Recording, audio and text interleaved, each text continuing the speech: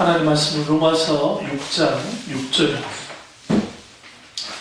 로마서 6장 6절입니다. 우리가 알거니와 우리의 옛사람이 예수와 함께 십자가에 못 박힌 것은 죄의 몸이 죽어 다시는 우리가 죄에게 종노릇하지 아니하려 함이니. 아멘. 오늘 큰번호 첫 번째 시간의 말씀 제목은 십자가와 자아의 항복입니다. 십자가와 자아의 항복입니다. 우리가 이 사도 바울이 로마서 6장에서 예수 그리스도와 함께 십자가에 못 박혀 죽는 것에 대해서 분명하게 밝히고 있습니다. 8절 보십시오. 만일 우리가 그리스도와 함께 죽었으면 또한 그와 함께 살 줄 믿노니 이는 그리스도께서 죽은 자 가운데서 살아나셨음에 다시 죽지 아니하시고 사망이 다시 그를 주장하지 못할 줄 알미로다. 왜 우리가 그리스도와 함께 죽어야 되느냐? 그리스도와 함께 죽을 때 그리스도와 함께 살기 때문에 그랬습니다. 그를 위해서 십자가와 옛사람 혹은 옛사람을 다시 표현하면 자아는, 옛자아는 뗄 수 없는 관계를 갖습니다. 모든 인간은 자기만의 자아를 갖고 있습니다. 이 자아라는 표현은 뭐냐면 내가 내 자신을 인식하고 그리고 내가 이제 이 세상에 뭐 생각하고 느끼고 하는 모든 행동들, 모든 것들이 자아입니다. 그리고 이 자아가 아담과 하와의 타락 이후에 모든 인간의 자아가 어떻게 되느냐? 변질되고 타락됐습니다. 인간의 자아가 타락되고 난 다음에 가장 먼저 일어났던 그 감정의 쓰레기가 뭐였냐면 놀랍게도 종교적인 질투였습니다. 아담과 하와가 선악과를 따먹었을 때의 죄 말고 성경에는 그들의 죄, 그들 당연히 이제 후에 죄를 짓는 삶을 살았겠죠? 그럼에도 불구하고 결정적으로 인류의 최초의 죄는 뭐냐? 종교적인 질투였습니다. 여기서 말하는 종교적인 질투는 가인과 아벨이 하나님 앞에 제사를 드렸고 하나님이 가인의 제사는 받지 않고 아벨의 제사를 받았습니다. 그랬을 때 그가 아주 불쾌하게 여기고 그리고 그 동생 아벨을 향한 이 종교적인 질투를 가졌습니다. 투기심을 가졌습니다.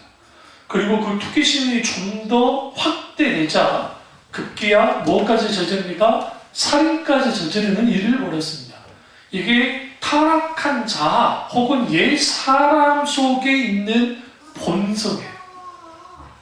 원죄라고 하는 그 본성, 이 오리지널 신이라고 하는 이 원죄라고 하는 타락한 본성 속에서 우리의 온전한 자아가 아담과 하와가 타락하기 전에 있었던 그 온전한 자아가 이제는 병들고 왜곡되어지고 그리고 어떻게 되었어요? 이제는 타락되어져서 이 자아가 제 기능을 이제는 못하는 거예요. 물론 그렇다고 완전히 깨진 건 아닙니다. 왜냐하면 예수님을 믿지 않아도 윤리 도덕적으로 사는 사람들도 있으니까요. 그러나 당신은 윤리 도덕으로만 평가할 수 없는 것은 그 자아의 옛 사람의 본성인 옛 자아의 특징은 뭐냐면 철저하게 자기중심입니다. 내가 중심이 되는 거예요. 하나님이 중심이 아닌 내가 중심이 되어지는 것, 그것이 옛 자아의 핵심입니다. 여기 책을 하나 소개시켜 드릴 텐데요. 월터 J. 젠틀이라고 하는 목사님이셨던 아주 작은 책, 자기 부인이라는 책입니다. 근데 이 책은 이분은 그 웨스트민스터 신학교를 졸업하시고 그 다음에 그 펜실베니아에 있는 그 은혜의 교회 담임으로 39년 동안 계시다가 지금쯤 완전 은퇴하셨겠죠. 나이가 있으시면요. 근데 진리의 깃발사라고 하는 이게 로이던스 목사님으로 시작해서 계속 내려오는 개혁주의 잡지가 있습니다. 거기에 그 편집원으로 활동했던 분입니다. 근데 이번에 책에 이제 이런 내용이 있어요. 제가 한번 읽어보겠습니다. 이 젠틀 목사님이 이 책에서 십자가를 믿는다는 것이 무엇인가? 그는 이렇게 말합니다. 예수 혼자 죽는 십자가가 아니라 나도 같이 죽는 십자가다. 오늘 로마서 6장 6절의 본문과 우리 갈라디아서 1장 20절에 내가 그리스도와 함께 십자가에 못 박혔느니 함께 못 박히는 십자가다. 그래서 이분이 이렇게 말합니다. 십자가를 믿는 사람은 자신의 자아가 십자가에서 죽는 것을 믿는다라고 말합니다.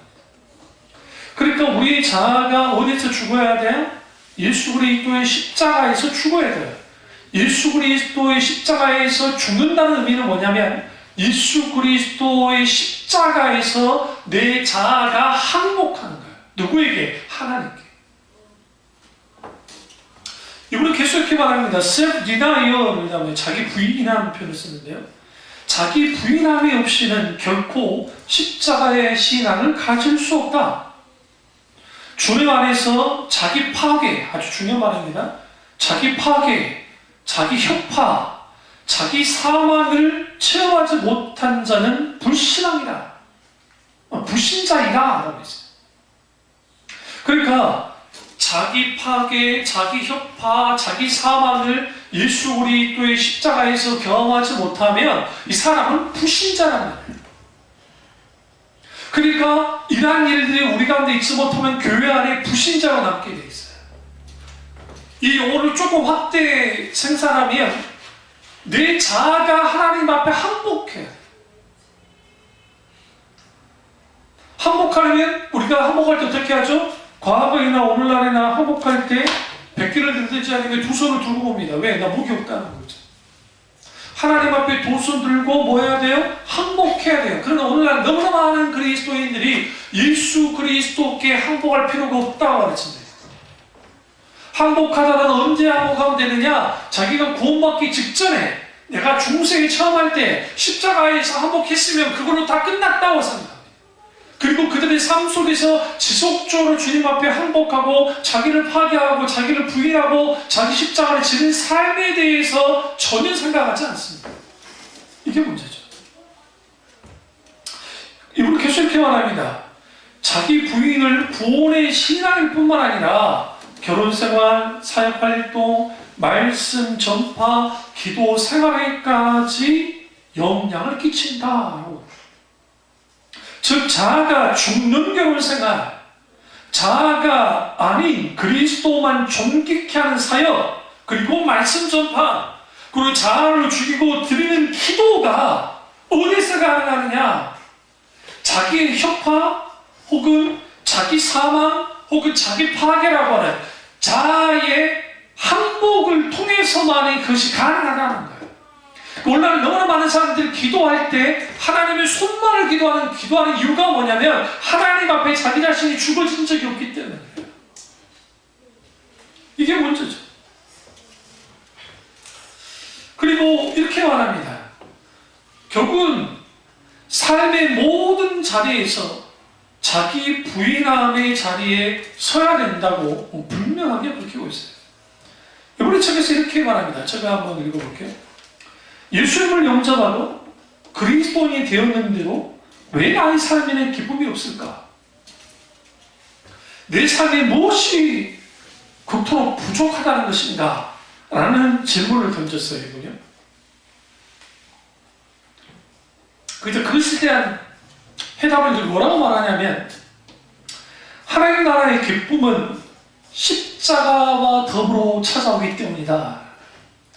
원래 많은 사람들이 기쁨을 여행에서 찾고 맛있는 음식을 먹는 데서 찾고 좋은 곳에 여행 가는 것으로 찾고 자기가 돈 버는 것으로 낙을 찾고 또 신나게 노는 곳으로 낙을 찾고 스포츠 하는 것에 음악을 즐기는 거 하는 것을 찾습니다.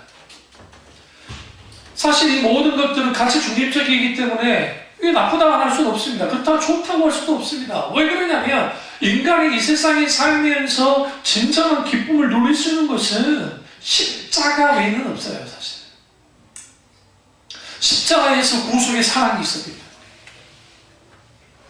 그래서 그리스도의 십자가와 자아의 항복은 어떻게 해요?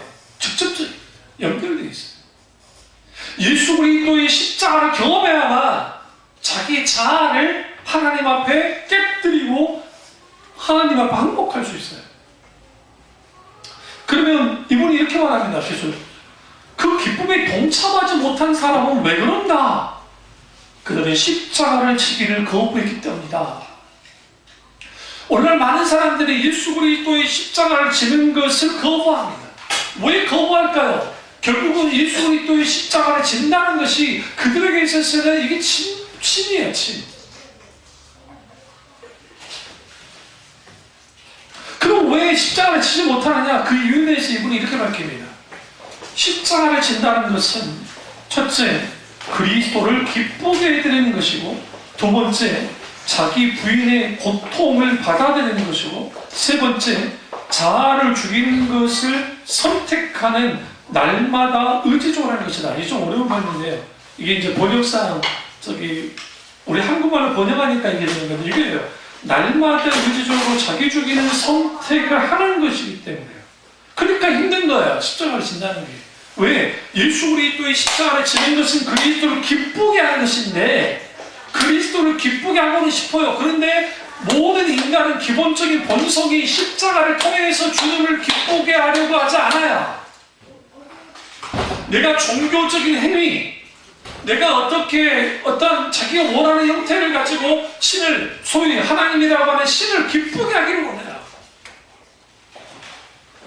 그래서 이런 사람들이 있어요. 어떤 사람들이 있냐면 교회에 그냥 360일을 그냥 살다시피 하는 분들도 개중에 있어요. 과거에 많았지만 그런 분들이 있단 말이에요.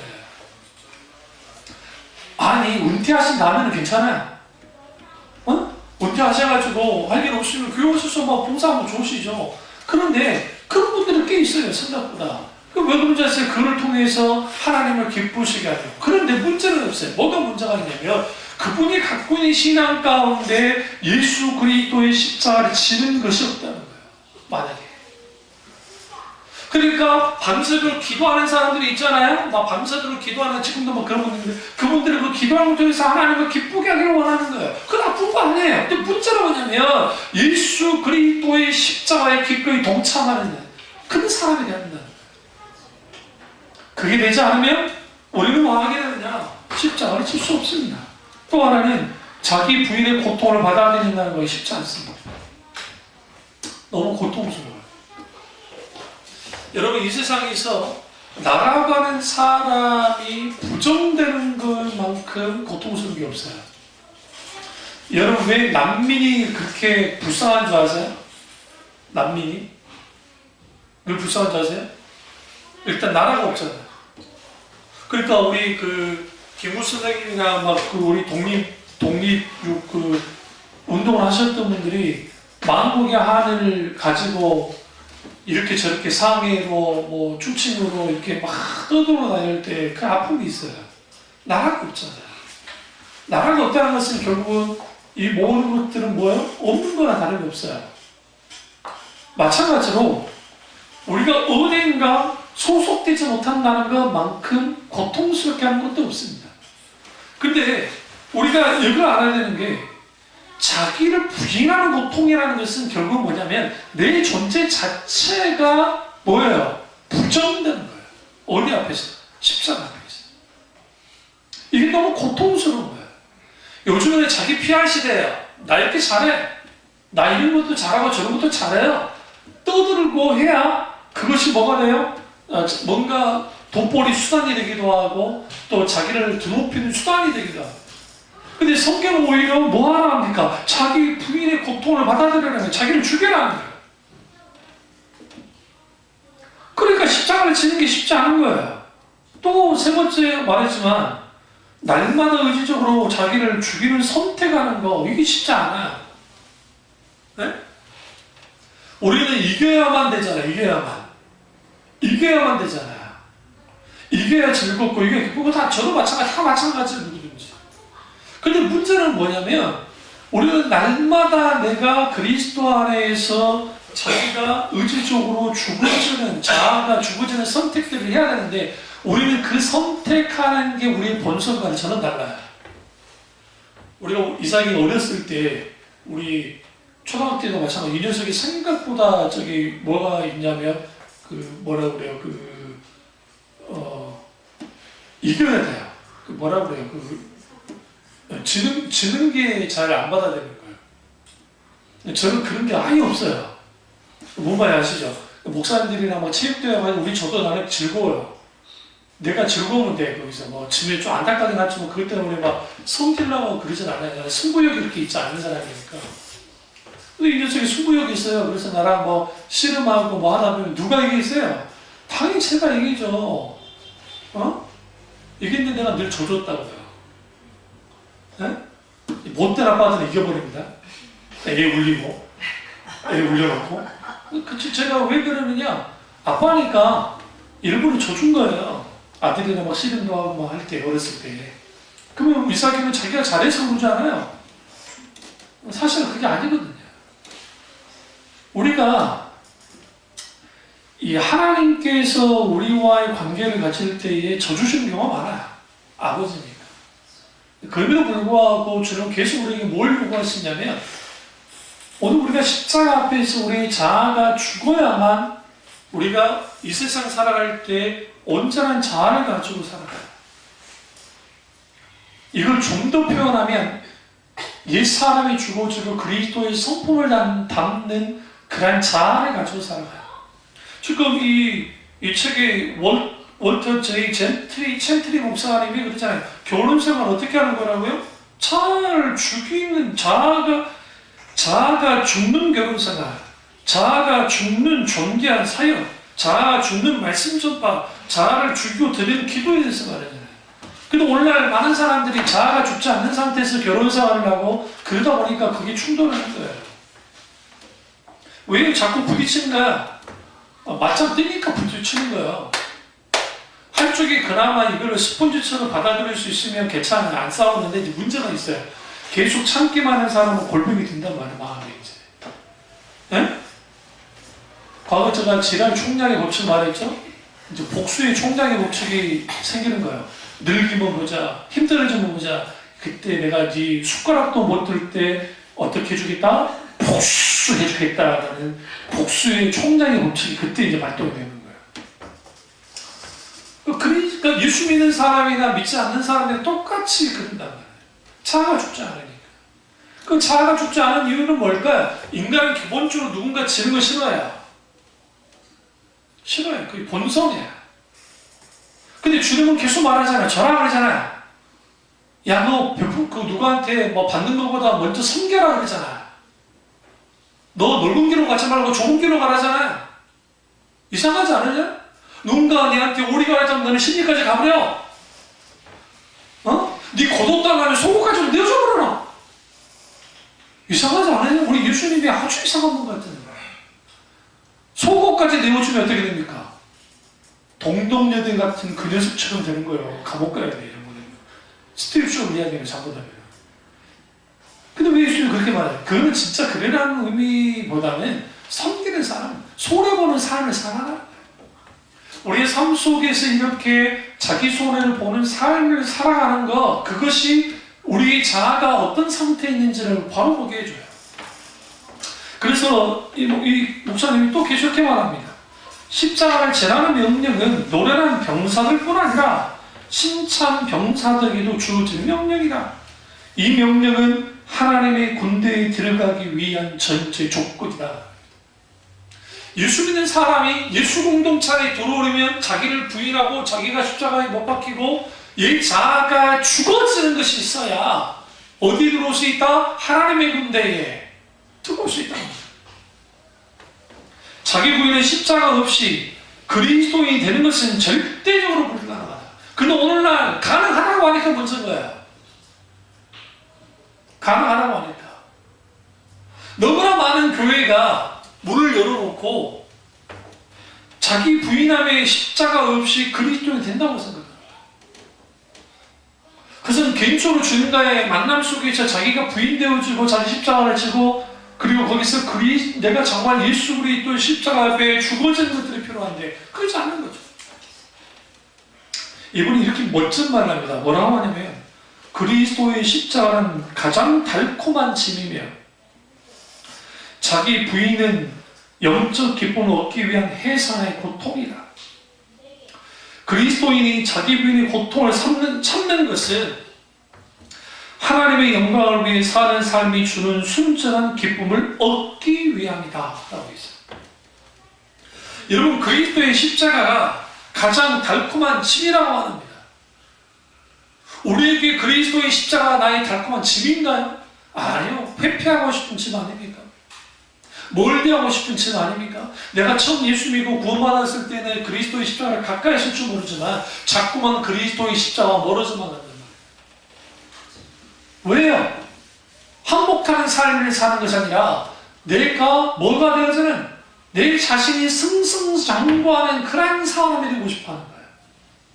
그러다 보니까 거기에 하나님 앞에 자기 항복이 없으니까 자기와 항복함의 삶이 없으면 당연히 그 자리는 뭐가 자리를 차지하냐면 내가 왕이 되는 거예요.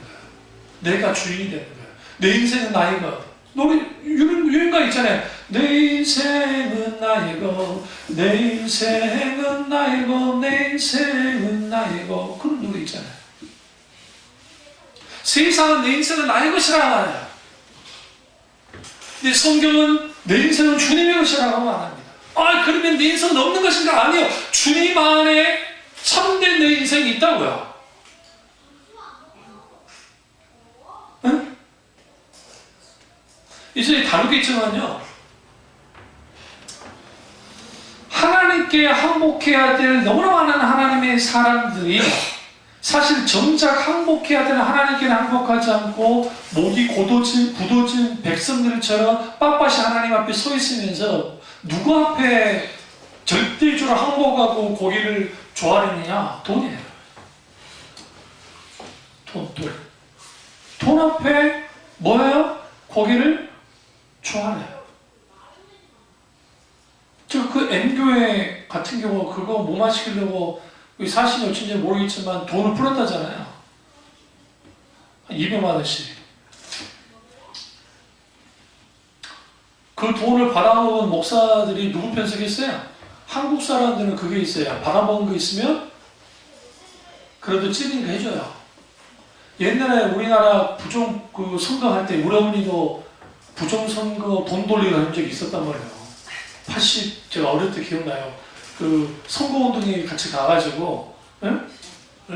80년대 중반이고 초인가, 이거 돈 몰래 주는 거예요. 근데 이건 여기만 그런 게 아니라 야당이고 여당이고 상관없이 다 돌렸어요, 그때. 그럼 이런 말이 있죠. 받고 안 찍으면 되지. 아니요. 그래도 한 푼이라도 주면 찍게 돼 있어요. 찍게. 돈 앞에서는 양심을 팔고, 이번에 있을 수 없는 일이 났잖아요. 그 돈 때문에 아버지를 죽이려고 했다가 아버지를 못 죽였어요. 근데 그 엄마가 같이 짠 거예요. 제 남편을 죽이려고, 아들이랑. 근데 이제 그 아버지를, 그 남편을 못 죽였네? 그러니까 어떻게 했느냐? 그 아들한테 나를 죽여라. 그 엄마가 죽여라 그런 거예요. 근데 그 아들은 또 죽이려고 그랬는데. 미수의 그층에 있잖아요. 여러분, 돈 앞에 부모도 안 보여. 그러니까 아버지도 안 보이고 누구도 안 보여? 안 보여요. 돈 앞에 굴복하는 세상이 됐어요. 정작 하나님 앞에 굴복하는 게 아니라, 혹은 하나님 앞에 항복하는 게 아니라 돈 앞에 항복하는 거예요. 누군가 그러더라고요. 재벌로 살면 중국의 황제처럼 산답니다. 그러니까 우리는 그 생각을 막 화려하게 사는 걸 말하는 게 아니에요. 그건 기본이고 일단 돈에 대한 감각이 이미 없어요. 없고 그냥 하고 싶어 하는 거니까. 그리고 자기 명령 하나에 잘라버릴 수 있잖아요. 해고를 시킬 수 있잖아요. 명령 하나에. 또 자를 만한 명분 없으면 자를 만한 명분까지 만들어서 잘라요. 그리고 자기가 뭔가 하고 싶은 어떤 프로젝트가 있다. 자기 말 하나에 프로젝트가 일어나요. 실제로 일어나요. 대통령은 막 이눈치 저눈치 보고 막 쉽지 않잖아요. 그런데 재벌들은, 우리나라 재벌은 구조 자체가 아주 독재같이 되어 있기 때문에 이거 견제장치가 거의 없어요. 국가에서 견제한다 하지만 그러거든요. 그럼 자기가 하고 싶은 것들을 다 하고 그게 이루어져요. 그럼 보세요. 그런 사람이 하나님 믿는다는 게 쉽지 않아요. 왜냐하면 자기가 하나님처럼 돼요. 자기도 모르게. 그 인식 속에잖아요. 우리는 볼 때 그냥 재벌이고 뭐 같은 사람이 아니 그 사람들은 같은 사람이 아니라고 생각해요. 왜 그러느냐? 인간에게 주어지는 돈이라는 그 힘이 인간을 그렇게 만들어요. 사탄은 그 인식으로 끌고 나가요. 우리 방탄소년단이 막 떴어요? 그 장작 나오는 말이 뭐예요? 얼마나 벌었을까요? 안 그래요? 아마 수백억을 벌었을까요? 그 친구들 가치가 1조 5천억 정도 된다며요. 가치가. 이분들이 지금 그러니까 왜 그러냐면 1조 5천억이 뭔지 모르겠거든요. 당장 내 손안에 지금 병하는 놈도 큰 건데 1조 5천억이 뭐 이거 뭐예요? 이게 숫자지. 그 이상도 될 수 있다고 생각하잖아요. 그럼 왜 사람들은 돈으로 환산할까요? 사람들에게 뭘 심어놨냐면 돈이 모으는 것이 기준이 되는 거예요. 행복의 기준이 되고 성공의 기준이 되고 실질적인 명예와 권력의 기준이 다 되는 거예요. 이게 그러니까 그 기준이 되니까 결국 사람들이 뭘 쫓아가냐면 돈을 쫓아가요. 근데 돈을 쫓아가는데 이 돈이 결국은 뭐하게 만드느냐? 모든 사람들을 그 돈, 만몬이 돈이에요? 만몬이 돈의 신이에요? 그 물질의 신? 근데 이 만몬 신 앞에 다 조아리게 만들어요. 요즘 전도사들을 구하기가 쉽지 않대요. 좀 헌신 잘하는 그 신학생들. 그 이유가 뭐냐면 저 같은 경우에 인터뷰하러 가서 전도사 할 때 저는 그 사람이 얼마나 줄 겁니까? 물어본 적이 단 한 번도 없어요. 알아서 달라고 했어, 알아서. 알아서 달라니까 진짜 알아서 주더라고. 심하게 알아서 주더라고. 정말 열정페이를 주더만, 열정페이. 말도 안 되게. 부려먹기는 교육전도사로 갔는데 부려먹기는 전임전도사로 부려먹더라고. 새벽 기도 같은 시작해서 철야하고 다 시키고. 요즘은요, 얼마 줄 겁니까? 부터 물어요. 대우 얼마에 줄 겁니까? 어떤 것이 이 친구들이 우리 때보다 좀 더 뭐라고 그래요? 그래도 얘들이 강찬 거지. 그리고 이제 사령을 받고 있다가 일하고 있는데 어디에서 스카우트 제의가 올 수 있어요. 그런 게 있어요. 더 준다더라. 가차없이 옮겨요. 옮겨요. 그러니까 사역, 하나님이 어떤 교회에 보냈으면 거기에 하나님의 뜻이 있고 거기에 정말 사역 가운데 뭐 하는 거예요? 우리 그 최태리 목사님 말씀에 있도록 사역이 어떻게 돼요? 자기 죽이는 사역. 그러니까 철저하게 자아가 아닌 그리스도만 존귀케 하는 사역과 말씀이 돼야 되는데 그게 아니고 돈에 의해서 그렇게 돼요. 그럼 왜 그렇게 되어졌느냐? 담임 목사들이 주로 그 그러니까 부교육자들을 주로 수단으로 여겨요. 그러지 않는 분이 간혹 있긴 했지만 수단으로. 그러니까 도구일 뿐인 거예요. 자기 목회를 위한 도구. 그러니까 후배로 보지도 않아요. 길을 열지도 않고. 그러니까 내 형이라 그런 게 아니라 우리 형 같은 사람이 없어요. 우리 형 같은 경우는 형 밑에 있는 부목사님이나 또 전도사님들을 이제 바꿔야 될 때, 그러면 반드시 그분들이 다른 교회에 옮길 수 있는 자리까지 다 해주고 옮겨줘요.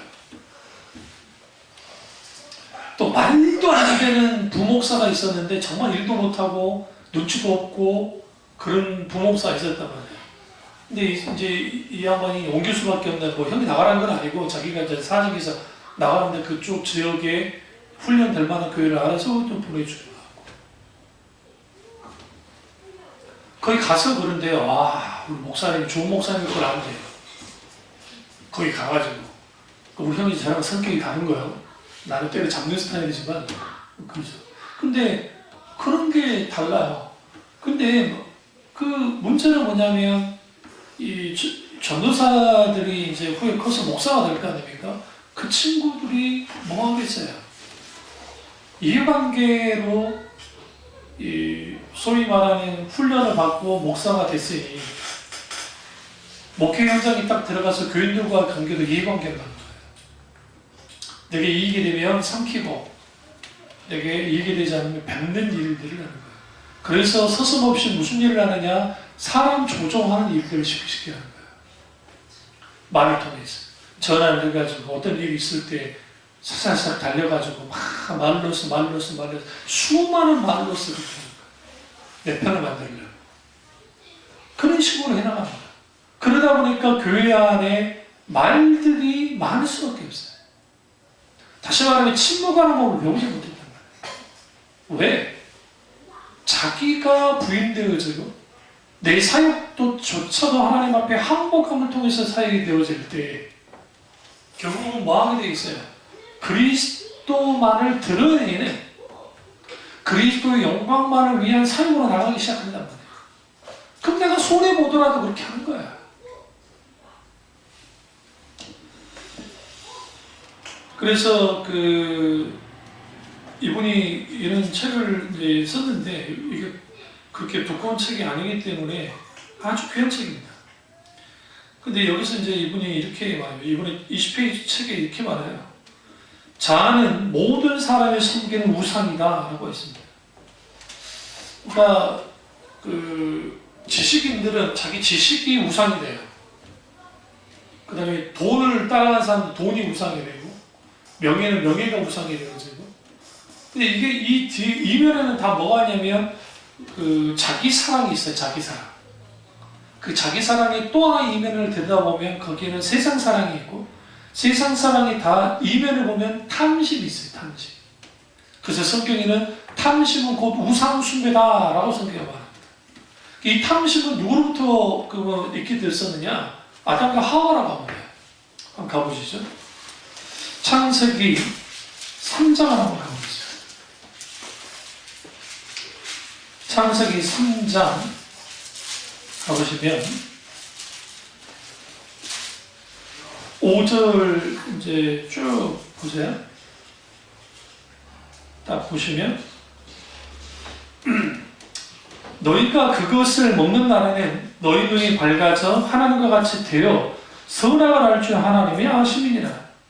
여자가 그 나무를 본즉 첫 번째 먹음직도 하고 두 번째 보암직도 하고 세 번째 지롭게 할 만큼 탐스럽기도 한 나무인지라. 여자가 그 열매를 따먹고 자기와 함께 있는 남편에게도 주매 그도 먹은지라. 여기서 먹음직, 보암직, 지롭게 할 만큼 탐스럽다라고 하는 이것이 뭐 하겠냐? 탐심이에요. 그래서 번직할 때 먹음직하고 보암직이 있다 할 때 이걸 유기종료, 안목유종료, 이성이 자랑이라는 표현을 씁니다. 이게 사도 요한이 요한 1서에 만나요. 그러니까 결국은 안목유종료과 이성이 자랑과 이 모든 것들이 뭐 하게 되냐? 우리는 죄 가운데로 들어가게 하는 거예요. 오늘 말씀 제목이 뭐예요? 십자가와 자아의 항복이잖아요. 그러면 우리 자아가 항복돼야 되는데 그 자아가 항복되는 장소는 십자가에는 없어요. 도 많이 닦는다고 되는 게 아니에요. 오르게누스가 말씀드렸죠. 좀 더 경건한 사람이 되려고 스스로 고자가 됐던 사람이에요. 그 사람이 AD 한 4세, 그러니까 3세기경 사람입니다. 그러니까 AD 200 몇 년도의 사람이에요. 그런데 그럼 생각해보세요. 그때 우수리 발전해서 얼마나 발전했겠어요. 우리나라도 성인이 돼서 소위 말하는 고자 되다가 상당수 죽어요. 그래서 어떻게 하느냐, 최대한 어릴 때 하는 게 뭐가 되어지냐면 이제 좀 생존율이 높아요, 오히려. 근데 스스로 해서 이 사람이 이제 끙끙 앓겠죠. 거기에 무슨 항생제가 있길래요. 그렇다고 이 던나면 그냥 끝장나는 거예요. 근데 다행히 죽지는 않았어요, 이 사람이. 그리고 이제 예수님처럼 자기가 아주 뭐하는 사람이 이제 경건한 사람이 아주 완전 무음한 사람이 되고 싶다고 이제 그렇게 오르게인이 그랬단 말이에요. 그런데 그랬던 그가 일순간에 타락합니다. 그리고 아주 태폐스러운 사람이 됩니다. 아이러니하게. 그 이단이 되어버린단 말이에요. 왜? 이단이 되어버려요. 왜 그런 일들이 벌어지느냐? 그 이유가 뭐냐면 우리가 자아를 죽인다 할 때 혹은 하나님 앞에 내가 항복한다 할 때 내가 의지적으로 항복할 수는 있어요. 근데 그는 이제 그 시점이고 실제로 우리가 주님 앞에 항복하려면 우리에게 필요한 게 뭐야? 십자가야. 예수 그리스도의 십자가에서 계속적으로 죽어지는 것들이 필요해요. 갈라디아서 2장 20절, 로마서 6장 6절에 그리스도와 함께 십자가에 못 박혔나니 라는 그 표현이 히브리 헬라어 시제가 형태이에요. 지속적으로 십자가에 못 박힌다는 거예요. 그 그리스도와 함께 지속적으로 십자가에 못 박히는 일들이 벌어져야 내가 주님 앞에 항복이 가능하고 내 자아가 항복해야 하는 거예요. 모든 인간의 자아는 우상이다. 그 이유가 뭐예요? 그 자아 자체가 뭐예요? 모든 사람이 섬긴 우상이 되는 것은 그 자아 자체가 타락해 있기 때문에. 타락해 있기 때문에. 이게 아주 문제입니다. 그래서 이 하와가 왜 그러면 선악과를 따먹었느냐? 이 말 때문에 따먹은 거예요. 5절에 눈이 밝아져 하나님같이 되어야 집중하셔야 돼요. 하나님같이 되고 싶어 했어요. 그러니까 인간의 타락은 하나님같이 되고 싶어 하는 거예요. 오늘날에 모든 인간은 하나님같이 되는 거예요. 어떤 의미에서? 어떤 의미에서? 왜 성공하기를 원합니까? 자기가 진정한 대단한 사람이 되고 싶어 하거든요. 많은 그렇지 않으면 자기가 마치 하나님 같은 사람들이 되고 싶어요. 그래서 자기 왕국을 세우고 자기만의 뭔가를 세운단 말이에요. 그러면 지금 이 선악과가 어디 있었나요? 동상 중앙에 있었어요. 응? 중앙에. 그 이탈리아의 시에나라고 하는 그 도시가 있어요. 작은 도시. 피렌체에서 가까이 있습니다. 근데 거기에 있는 그 조개 모양이 된 광장이 있습니다. 근데 그게 좀 경사가 좀 있고 하는데, 근데 그 광장은 어떻게 되어 있냐면 중앙이에요. 딱 중앙이에요. 그러니까 그 유럽에 딱 가보시면 유럽의 그 모든 도시들은 다 광장 중심의 도시들이에요. 다 광장을 중심으로 해요. 근데 시에나의 길을 이렇게 골목이 막 복잡해요. 근데 어디를 가도 결국은 길을 돌아다녀도 꼭 광장 와요. campo 광장으로. 광장은 계속 오게 돼 있어요. 그럼 이제 이 말씀 드리려고 하는 거예요. 동산 중앙에 무화과가 난다. 저기 선악과가 있으니까 선악과를 늘 봤던 거예요. 지나다니면서. 그러면 선악과가 거기만 있었느냐? 생명나무도 똑같이 중앙에 있었어요. 여러분 성경은 이제 그냥 보시니까 중앙에 있다. 중앙에. 그러니까 생명나무도 봤고 그 다음에 뭐도 봤어요? 선악과도 봤다며요. 근데 이제 선악과라는 표현은 이렇게 한자적 표현이고 그 wisdom tree, 지혜의 나무예요. 지혜의 나무. 그 지혜의 나무를 봤단 말이에요. 그 지혜의 나무를 봤을 때 사탄의 뱀쪽에 들어가서 유혹하기 전까지는 그것에 대한 관심이 크게 없었어요. 어차피 못 따먹는 거니까. 따먹어서는 안 되는 거니까. 생각조차 않고 그냥 보고 지나칠 뿐이에요. 크게 마음 주지 않았다고요. 근데 사탄이 그에게 유혹하자 뭐였느냐? 하나님같이 되고 싶어 했다. 여기서 하나님같이 데려가는 것은 뭐냐면 이거예요. 하나님이 창조주시고 주인이시나 이제는 그것으로부터 벗어나서 독립하고 싶었다는 거예요. 하나님께로부터 독립하려고 하는 모든 일체의 행위와 모든 생각과 마음과 이 모든 것들이 뭐냐? 하나님같이 데려가는 것들이야. 스티븐 호킹이 얼마 전에 죽었는데 그가 유고작에 뭐라 쓰느냐? 신은 없다. 왜 없느냐? 이렇게 다양한 이 우주 이런 세계 속에서 한 신이 이렇게 만들 수 없기 때문에 없다.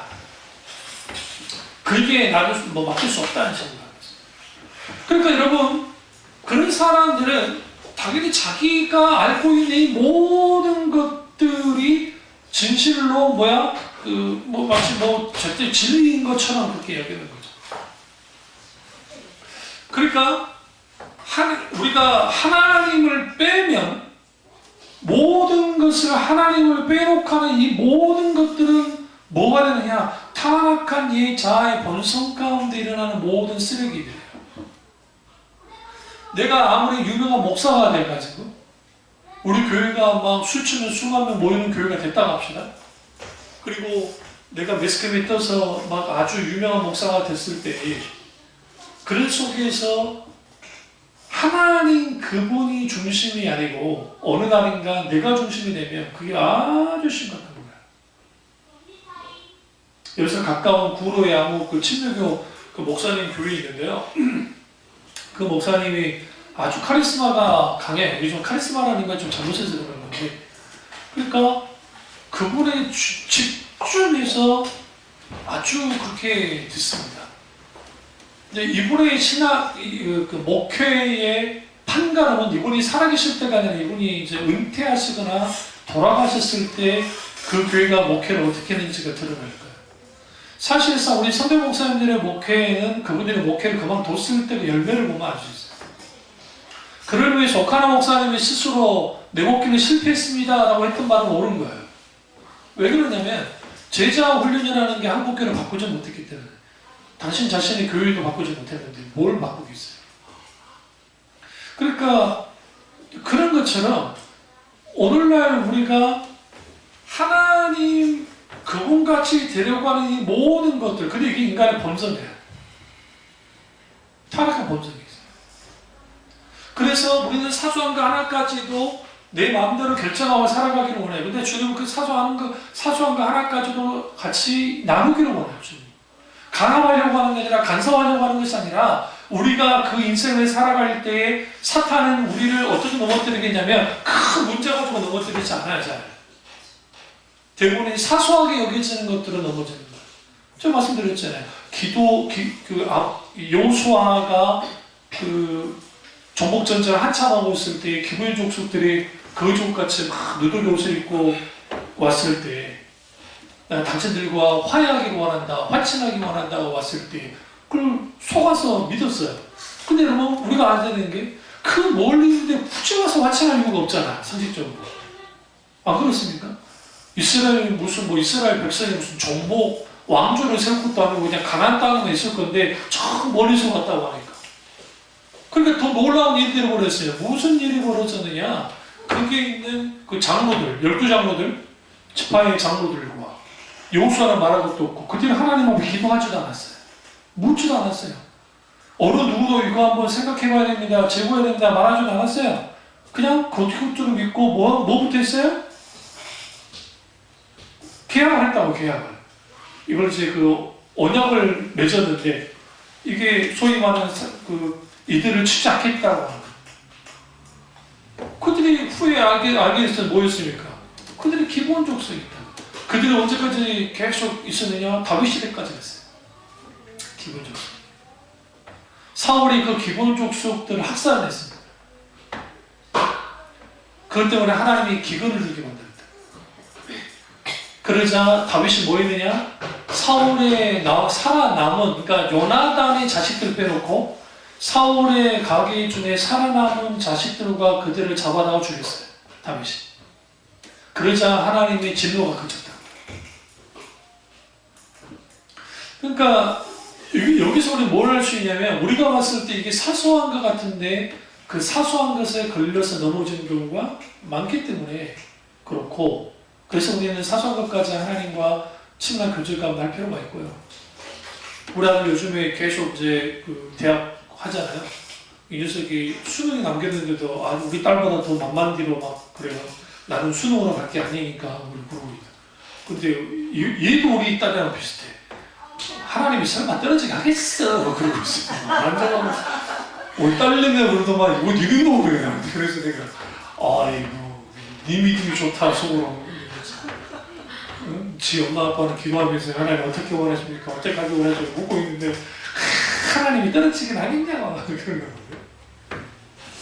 그러니까 우리가 그 대학도 뭐든 하나님 앞에 내가 그러니까 그 항복하지 않을 만한 그런 요소들이 하나도 없어요. 근데 우리는 저도 그렇고 여러분도 그렇고 내가 이 부분은 하나님 앞에 항복을 하지만 이 부분은 하나님께 항복하지 못하겠습니다 할 때가 많다는 거예요. 결국 그러다 보면 뭐 하게 되어지냐면 하나님과 나 사이에 갈등 관계에 있는 거예요. 우리 하나 오해하고 있는 게 평부 품모스라에 자라난 아이들이 아주 불행할 것이다. 그건 여러분 우리의 기후예요, 기후. 왜 기후냐면 평부 품모에서 자라나고 할머니나 할아버지 손에서 자라난 친구들이 불행할 것 같긴 한데, 근데 어떤 친구들이 더 불행하냐면 정상적인 부모 밑에 있는데 갈등을 계속하는 부모 밑에 있는 애들이 불행해요. 그래서 우리가 부모님 입장으로 저도 그렇고 여러분도 그렇고 부부들이 갈등하는 모습을 애들한테 보여주면 안 돼요. 싸우더라도 밖에 나가서 싸우든지 애들 없을 때 해야지. 저는 어렸을 때 우리는 매일 싸웠으니까 딱 휴전이 언제 있냐면 아버지와 어머니 안 싸웠던 때가 이사가 쫓아들 때.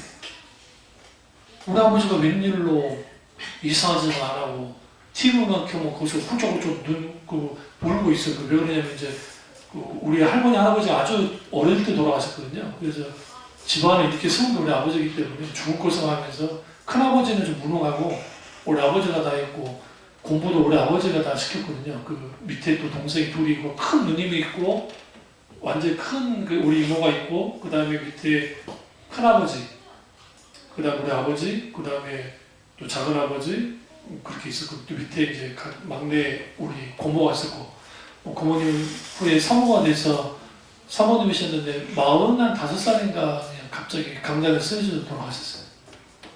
의사주의자였는데. 근데 그거죠. 아픔이 많으니까 부모 영역에서 아픈 거 얼마나 초등학교도 못 나왔어요. 그래서 우리 아버지가 제대로 초등학교 2학년인가 뭔가 됐더라고요.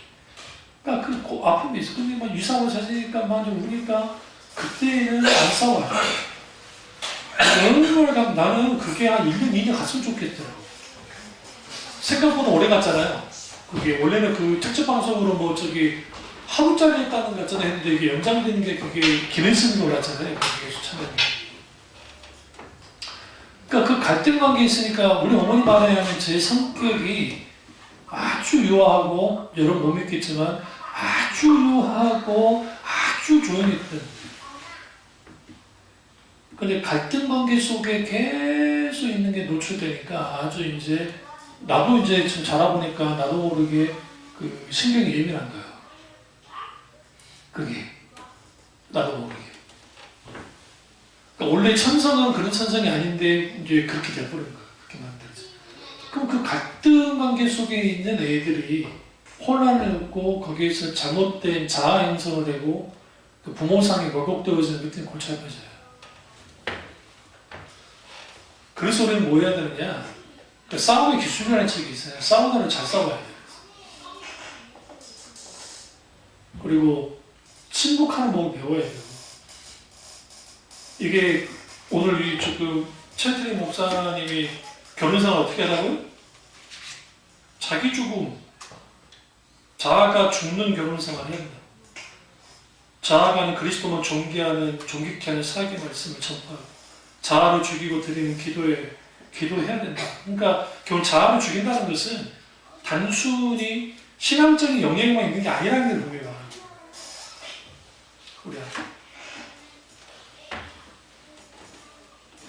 그래서 우리가 십자가에서 우리는 자아가 항복되어야 되는데, 근데 우리는 알다시피 우리 자아는 모든 사람의 우상이다 하는 것을 이 자아는 반드시 뭐 해야 돼요? 그게 부셔야 될 것들이에요. 근데 오늘날 너무나 많은 사람들이 이 자아를 뭐 하지 못해요? 그게 부시지 않는 거예요. 오히려 자아를 개발시키자고 그러잖아요. 그러니까 타락한 자아를 개발시키니까 사람들이 계속 뭐 하기 시작하냐면 소위 말하는 자기 그러니까 이걸 이제 이런 표현이 좀 그렇지만 괴물들이 나오는 거예요. 어떤 괴물들이 나오냐면 교회 안에 예수를 믿는다고 하죠. 이게 목사의 누구든 다 상관없어요. 그리스도의 십자가 앞에서 자아가 죽고 날마다 십자가 앞에 못 박혀 죽어진 일들이 벌어지지 않으면 괴물 아닌 괴물들이 되어져서 그 사람들에 의해서 소위 말하는 신앙이 왜곡되고 막 왜곡되는 삶의 왜곡. 거기서 고스란히 피해를 누가 보느냐? 이제 그 양들이 그 사람이 목사가 됐을 때 양들이 보는 것이고, 그 다음에 또 그게 부모가 되면 자녀들이 보는 것이고, 또 그게 또 학교 선생님이면 학생들이 그 피해를 보는 것이고, 우리가 너무나 잘 아는 그 대통령이면 국민 전체가 그 엄청난 피해를 보는 거예요. 그래서 우리에게 필요한 게 뭐냐? 예수 그리스도의 십자가 앞에서 우리 자아가 뭐 해야 돼요? 깨뜨려져. 어떻게? 날마다 죽어주고 죽어줘야 돼요. 그래서 로마서 6장에서 말하는 거예요. 다시 또 한번 가보죠. 보면은 가보시면 여기서 이제 중요한 게 10절을 보시면 6장 10절. 그럼 그 십자가에 죽는다는 게 뭐냐? 그가 죽으심은 죄에 대하여 단번에 죽으시며, 여기 그가 그런 누구예요? 예수님이에요? 그가 살아계심은 하나님에 대하여 살아계심이니 이와 같이 11절은 아주 중요해요. 첫 번째, 너희도 너희 자신을 죄에 대하여는 뭐하여? 죽은 자예요. 우리 자아가 어디 앞에 죽어야 되느냐? 죄에 대하여 죽어야 돼요. 근데 죄에 대하여 죽으려면 예수 그리스도의 십자가, 왜? 예수 그리스도의 십자가의 죽음이 죄와 사망을 깨뜨리고 이겼기 때문에 우리의 죄가 해결될 것은 예수 그리스도의 십자가 외에는 없어요. 내가 기도 많이 한다고 해서 내 죄가 사라지는 게 아니고, 내가 공덕 많이 쌓는다고 해서 내 죄가 사라지는 게 아니에요. 불교에서는 누군가에게 좋은 일 많이 하면 자기 죄가 사라진다고 생각하지만, 성경에는 그런 식으로는 죄가 사라지지 않는다고요. 죄에 대하여 어떻게 되어져야 돼요? 내가 죽어져야 된다. 죄에 대하여 죽는 게 아니라 결국은 예수 그리스도의 십자가 앞에서 내 죄를 향하여 달려가는 나의 본성을 그리스도의 십자가가 깨뜨렸을 때 죄에 대하여 죽는 거예요. 모든 인간은 죄성을 갖고 있고 모든 인간은 죄를 향해 달려가요. 네. 죄를 향해 달려가요. 우리가 무슨 무인도에 나 혼자 있어도 죄 다 져요. 생각이나 말을 통해서. 그게 인간이에요. 그래서 인간은 선한 일을 하려고 하는 본성보다도 죄를 짓는 본성이 더 커요. 이번에 세종시에 있는 청년 하나가 수리꾼 할머니인가 할아버지 도와주다가 부의 사고로 죽었잖아요. 그것 때문에 가슴 아파가지고 눈물이 날렸는데, 눈물이 더 나려고 했던 이유가 세상에 빽빽한 게 우리 이삭이가 나더라고요. 근데 갑자기 뭉클. 근데 그 녀석이 우리 경륜이랑 동갑이에요. 얘가 그치? 가슴에 애리는 거야. 그것도 세종시 청사에서 알바 다 끝나고 새벽에 집에 가다가 너무 힘들게 짐 끌고 올라가신 게 안쓰러워가지고 그 뒤에서 무릎주고 있다가 차가 와서 받아갖고 이거 죽었다.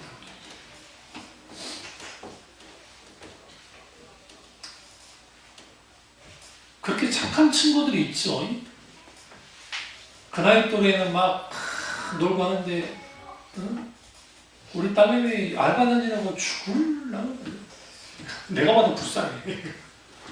응? 근데 왜 그래요? 인간의 본성은 그렇게 착한 일을 하는 것도 있지만, 사실상 인간의 본성 가운데는 죄를 향하는 게 자연스러워요. 그러니까 모든 죄는 거슬러야지 죄가 극복이에요. 본성 그대로 내버려두면 우리는 늘 죄로 향해요. 그래서 사도 바울이 내 몸을 쳐서 복종시킨다 그랬어요. 퍼서 복종시킨다고 하는 그걸 어떻게 하는 계속 제어하기 때문에 이게 긍욕주의로 가겠다는 게 아니에요. 그래서 심리학이나 상담학에서는 인간의 이해를 시킬 때에 인간을 적당하게 뭐로 보냐면 긍정적으로 봐요. 그렇다고 너무 심한 긍정으로 보지도 않고 그렇다고 부정으로 보지도 않아요. 근데 대부분 좀 긍정적으로 보는 거예요. 그래서 이게 뭐 이제 행동요법이든 심리요법이든 정서적인 요법이든 기타는 요법들을 마련을 만들어서 사람들이 좀 더 괜찮게 만들어 간다는 거예요. 그건 한계가 있는 게 뭐냐면 여러 데이터나 여기 쌍을 가지고 만들어진 거예요. 인간의 행동 양식이 이제 쌓여지니까 그걸 가지고 이론화시켜서 그렇게 하는 거예요. 그런데 여러분 심리학 공부해보면 알겠지만 왜 이런 게 이렇게 많겠어요? 하나로는 안 되니까. 인간은 복잡해요. 인간의 심리 자체가. 그러니까 우리가 잘 아는 그 프로이드가 나왔을 때, 정신분석학이 나왔을 때 이게 최고인 줄 알았는데 이게 문제가 있었거든요. 그러니까 칼 융이 프로이드의 이 이론을 깨부자요. 이게 아니라고. 근데 칼 융의 이런 이론들 이후에 뭐 에릭 에리슨이라는 기타 있는 사람들이 나와가지고 이게 다 엎은다고요. 계속 발전, 계속 나와요. 그 지금 이제 인지심리학이라는 기타 심리학들이 나와가지고 이거 필요 없다는 거 아니에요? 우리에게 유익하긴 해요. 그런데 그렇다고 해서 우리 문제를 다 해결해 주느냐? 그렇지는 않아요.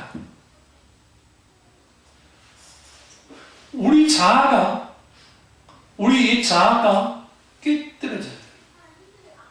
근데 그 깨뜨려지는 것은 그리스도의 십자가에서 깨뜨려지는데 그게 가능하려면 성령을 이렇게 기도해야 돼요. 성령께서 내게 이제 십자가를 재발견 하시고 십자가를 경험케 하셔서 성령의 비추심과 조명 속에서 내 자아가 십자가에서 깨뜨려지게 달라 기도하면서 그리스도의 십자가를 묵상해야 돼요.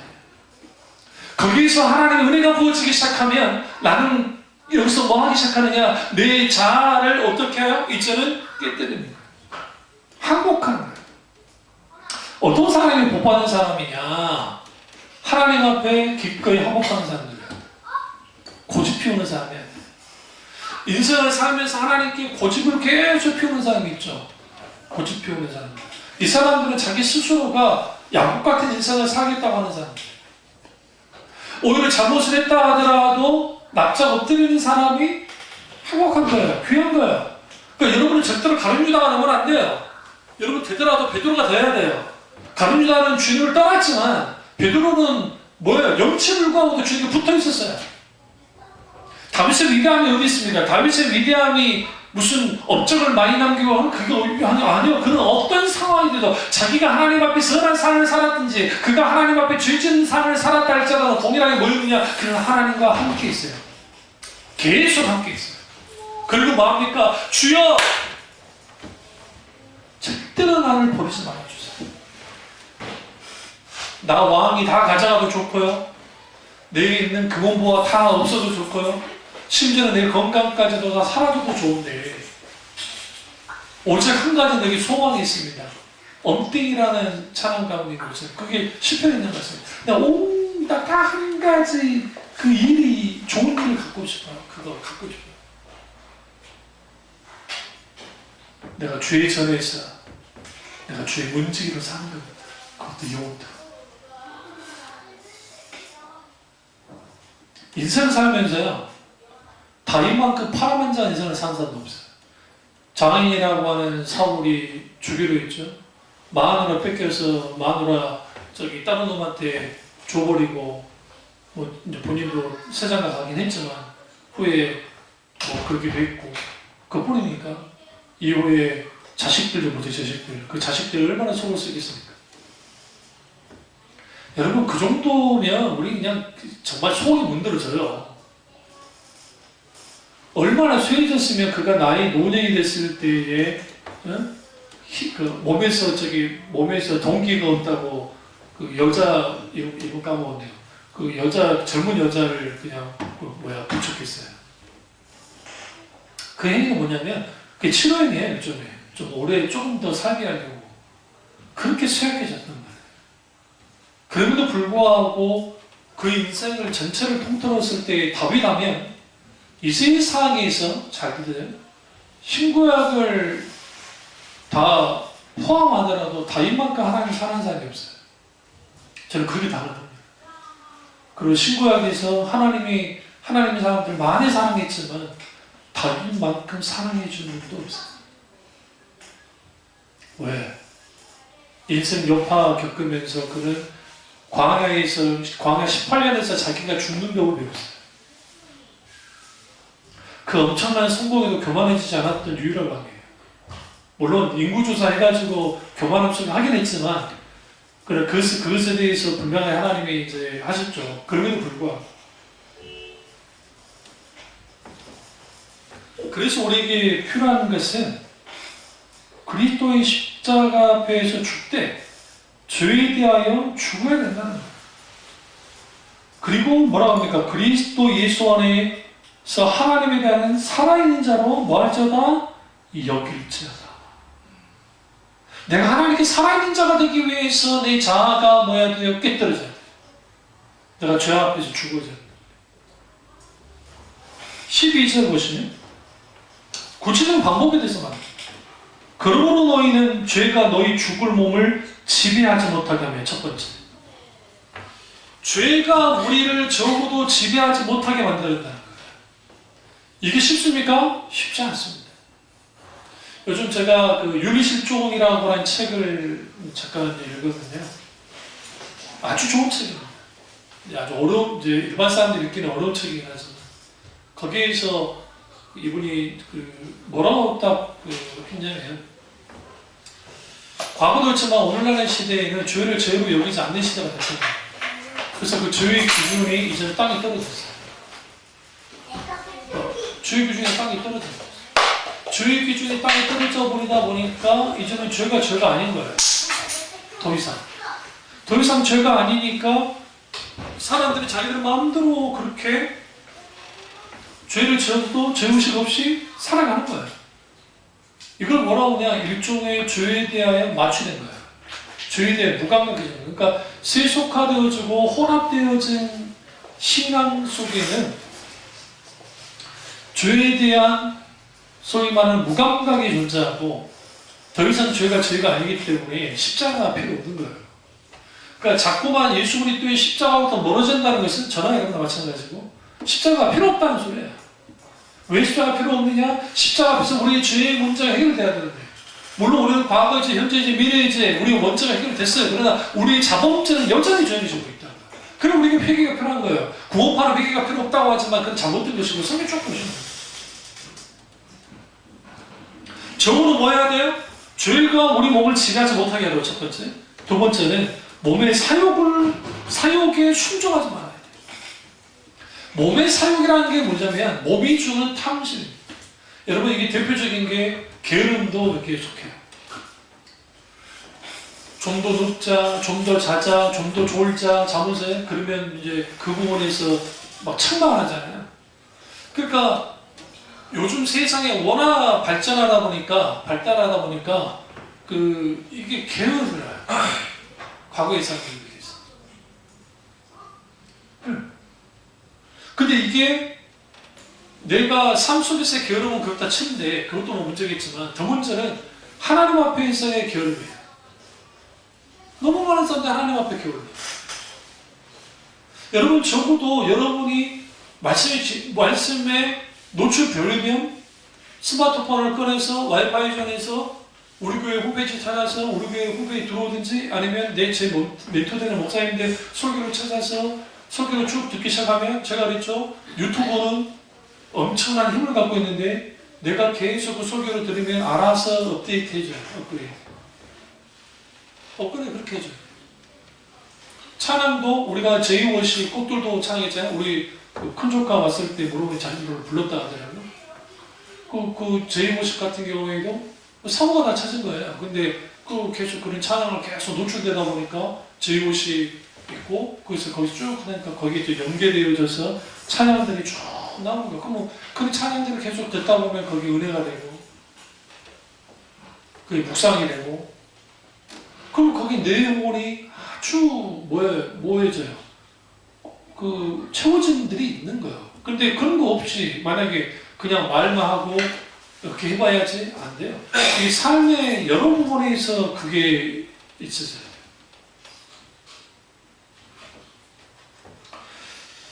그래서 몸의 사욕에 순종하지 말라는 표현이 재밌지 않아요? 주로 순종은 어디다 순종해요? 하나님께 순종을 하는데 사욕에 순종합니다. 그러니까 기꺼이 순종합니다. 기꺼이. 저 밑에 월요일날 교회에 이제 왔었다고 하는데, 밑에 누가 안 채워갔어요. 하얀 여기 바나나 우유를 하도 먹고 막 그게 커피 있잖아요. 커피 먹고 거기다 교회 문 앞에 이게 쌓여져 있어요. 또 어떤 친구는 이따만한 커피 먹고 거의 먹지도 않았다고 그걸 놔두고 같아요. 그러니까 교회가 아주 지저분해진 거예요. 근데 이제 보니까 그 치과는 열었는데 거기 일하는 그분들이 막 간호사들이 치고는 안 치우지. 주인의식이 없으니까 안 치우죠. 저희도 그거를 못 보거든요. 그래서 이제 봉주 아직 안 되길래 교회 올라와가지고 그 스카치 테이프로 이제 다시 다 뽕구에 붙여가지고 이제 밑에다 내려오는 그 다음에 가져갔는데 그거요 평상시 그 깨끗하면 그런 데다가 안 버려요. 사람들이요. 거기 하나만 있으면 버려요. 희한합니다. 하나만 있으면 뭐 버려요. 저 옆에 호프런스 저 옆에 있는 저기 막 뭐 정리해놨잖아요. 사람들이 할아버지가 거기서 막 하시죠. 조금 지저분하잖아요. 그러니까 툭 하면 다 던지고 가요. 누구나 다 봐요. 다 던지고 가요. 무슨 말씀인지 아세요? 인간은 사소한 일에도 그렇게 행동을 해요. 그러니까 우리는 적어도 죄에 대하여 몸의 그러니까 죄의 사욕, 그러니까 우리 속에 있는 몸의 사욕에 뭐 해야 돼? 저항할 수 있어요. 근데 몸의 사욕에 저항하려면 우리에게 필요한 게 뭐냐? 십자가의 은혜이고 또 하나 필요한 게 뭐냐면 내 자아가 매일매일 주님께 죽었을 때 주에 대하여 저항을 하죠. 그러니까 예수 믿는 사람은 매기가 아니라 거슬리는 물고기처럼 사는 게 그리스도인이에요. 여러분 멸치 우습게 보지 마십시오. 저 어렸을 때 멸치를 많이 봤는데 여수 오왕단지나 근데 가다 보면 세상에 멸치떼가 엄청 많아요. 그때는 이해를 못했던 게 야 저기 뭐예요 잠자리차 같은 거 이거만 해도 막 하겠더라고. 그 바로 앞에서 막 다녀요. 엄청나게. 근데 그 멸치가 그 갇힌 그 바다의 파도를 거스르고 다니는 거 같아요. 우리 어쩌다 보면 동해안에 막 저기 고래가 저기 그물에 잡혀가지고 막 했다고 하잖아요. 아니 뭐 떼들어오기도 하고. 죽은 고래는요, 네? 살아있을 때는 엄청나게 파도를 막 이길 줄 모르지만 죽은 거는 아무 의미 없어요. 파도가 이렇게 치면 이렇게 치는데 움직이는 거 아니에요. 예수 믿는 사람들이 영적으로 죽어버리면 네? 세상 물에 세상 조류에 흘러나가요. 아무리 우리가 예수 믿은 지 얼마 안 되고 정말 송사리 같은 존재를 할지라도 뭐예요? 같이 물살이 할지라도 살아있으면 뭐예요? 거슬러 올라간다. 그래서 우리는 몸의 사역에 뭐예요? 죽어야 돼요. 몸의 사역에 순종하지 말아야 돼요. 그 다음에 세 번째는 뭐냐? 너희 직세를 불의의 무기로 죄에게 내어주지 말아야 돼요. 이 대표적인 게 불의의 무기로 내어주는 게 주로 뭐냐면 우리의 그 불안함과 근심과 걱정과 염려, 의심, 이러한 것들. 이러한 것들이 우리를 어떻게 만드느냐? 두려움 가운데 빠지게 만들고 믿음을 제시시켜요. 그러니까 사탄은 우리를 어떻게 하든 우리의 믿음을 제시시켜서 믿음을 없애는데 모든 것을 총동을 해요. 모든 것을. 근데 그냥 있으면 우리는 그냥 넘어져요. 그러니까 우리가 이렇게 생각하잖아요. 우리가 아주 믿음이 좋은 사람 같은데 그 사람의 삶을 보면 죄를 이기지 못하는 삶을 사는 사람들 꽤 많아요. 오히려 불의의 무기로 주고 무기로 죄에게 내어주고 이런 일들을 할 수 있죠. 그러니까 이 부분에 있어서 우리가 벗어나기 위해서라도 뭐 해야 돼요? 예수 그리스도의 십자가 앞에 추구자 돼요. 하나님과 우리 입자가 뭐 해야 돼요? 항복해야 돼요. 마지막이 뭐냐면 14절입니다. 네 번째로 죄가 너희를 뭐하게라? 주장하지 못하게. 이 주장한다는 말은 뭐냐면 내 머리를 잡고 있어 컨트롤하는 거예요. 날 조종하는 거예요. 뭐가? 죄. 그러니까 우리가 죄와의 싸움에서 이길 수 있는 방법 하나밖에 없어요. 예수 그리스도의 십자가 앞에서 죽어지고 하나님의 은혜가 우리 가운데 있을 때 죄로부터 이길 수 있어요. 그럼 왜 우리가 죄를 주장하지 못하게 해야 돼요? 그 이유는 뭐냐? 우리 법 아래 있지 않고 은혜 아래 있기 때문에. 은혜 아래 있다는 표현이 아주 중요해요. 우리가 하나님의 은혜 안에 있으려면 거기에 요구되는 게 있는데 그게 뭐가 요구되느냐? 은혜 주십시오 한다 당연히 자연스럽게 되는 게 아니라 내가 예수 그리스도 앞에 내가 어떻게 해요? 내 자아가 죽고 십자가, 예수 그리스도의 십자가의 공로 안에 우리가 들어갔으면 이제는 예수 그리스도의 십자가 앞에서 내 자아가 죽고 그리고 항복하고 그리고 예수 그리스도의 십자가를 지는 삶을 살기 시작할 때 죄가 나를 뭐하지 못해요? 주장하지 못할 뿐만 아니라 내가 은혜 안에 있게 돼요. 은혜 안에 있게 되어졌을 때 뭘 누리냐면 은혜가 보시죠.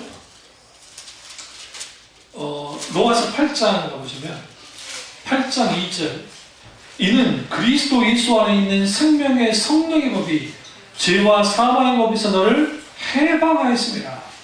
예수 안에 있는 생명의 성령의 법이 우리 가운데 작동되어져요. 은혜 안에 있을 때. 이게 우리 속에서 일어나기 시작하면 죄와 사망의 법에서 내가 뭐하기 시작해요? 해방되게 돼요.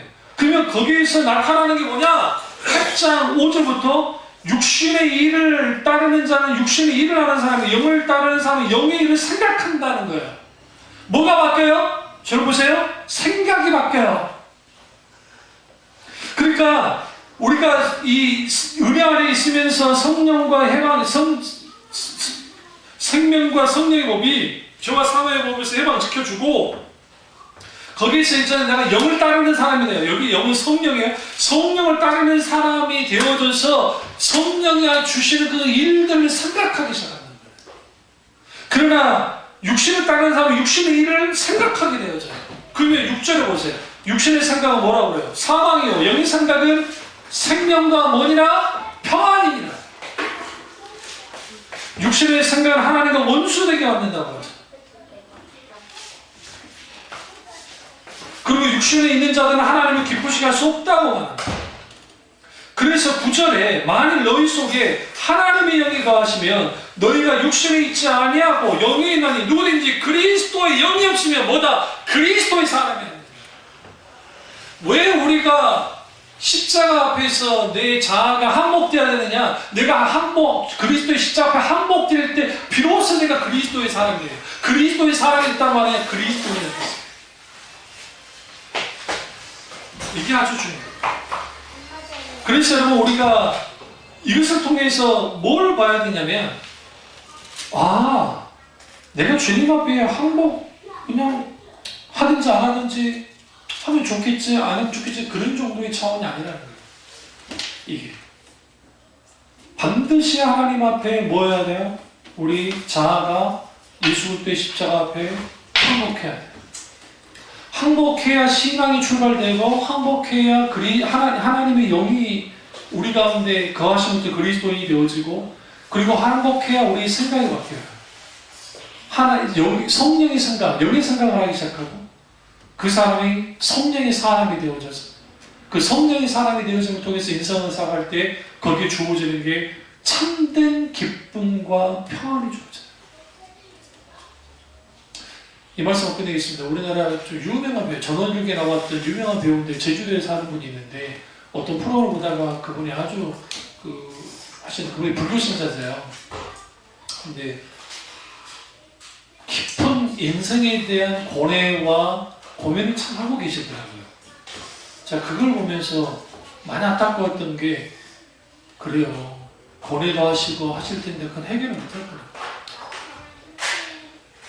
안 돼요. 해결이 안 돼요.